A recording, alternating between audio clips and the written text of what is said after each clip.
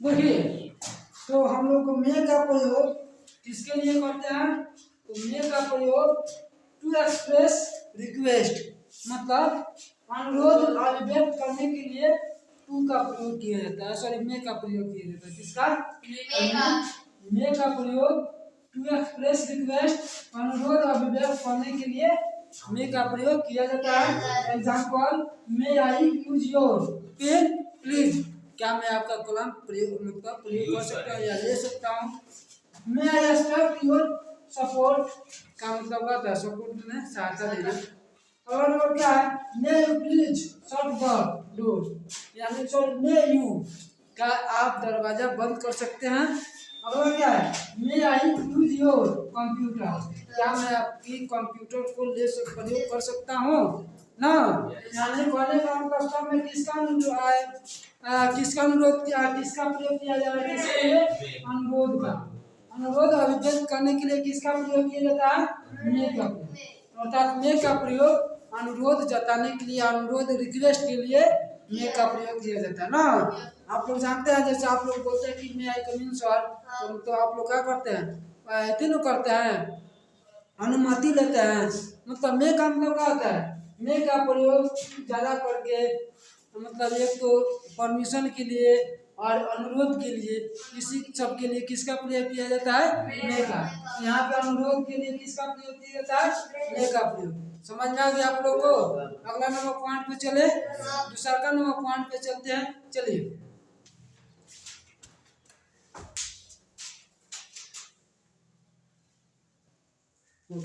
देखिए दूसरा number point क्या हम लोग का? दूसरा का नंबर है टू एक्सप्रेस ऑफर। क्या है? टू एक्सप्रेस ऑफर, यानी कहने का मतलब प्रस्ताव या पेशकश। प्रस्ताव या टू एक्सप्रेस ऑफर, प्रस्ताव या पेशकश अभिव्यक्त करने के लिए किसका प्रयोग किया जाता है? मे का प्रयोग किया जाता है। किसका? जैसे may I help you, may I help you, क्या मतलब? इसका मतलब प्रस्ताव रखा जा रहा है कि क्या मैं आपका हेल्प कर सकता हूँ। अगला क्या है? मे आई सॉल्व दिस क्वेश्चन, क्या मैं इस प्रश्न को हल कर सकता हूँ। अगला क्या? May I do something for you, क्या मैं आपके लिए कुछ कर सकता हूँ। उसके बाद क्या है? मे आई लिफ्ट योर बॉक्स। समझ में आ गया? मे का प्रयोग समझ में आ रहा है? किसी को डाउट नहीं है? अगला नंबर पॉइंट पे पढ़े। चलिए, तीसरा नंबर पॉइंट पे हम लोग बढ़ते हैं।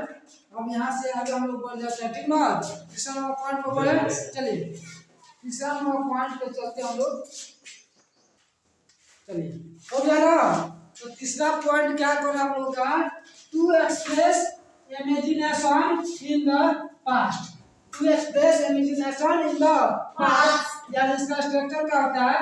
मे प्लस है प्लस बी थ्री। इसकी मेन पहचान क्या है? मे रहेगा, हैव रहेगा और बी थ्री ना। तो इसका अर्थ क्या है? इसके लिए बीते समय में, किस समय में? बीते समय में काल्पनिक संभावना व्यक्त करने के लिए मे का प्रयोग किया जाता है। काल्पनिक संभावना व्यक्त करने के लिए किसका प्रयोग किया जाता है? मे का। जैसे सी में है वर्क हार्ड, यानी इसका मतलब क्या हो गया? उसने कड़ी मेहनत की होगी। अब ये तो पता नहीं है की है कि नहीं की है, लेकिन संभावना बताया जा रहा है कि उसने कड़ी मेहनत की होगी। उसके बाद क्या है? यू में है स्टडीड प्रोपरली, इसका मतलब क्या गया?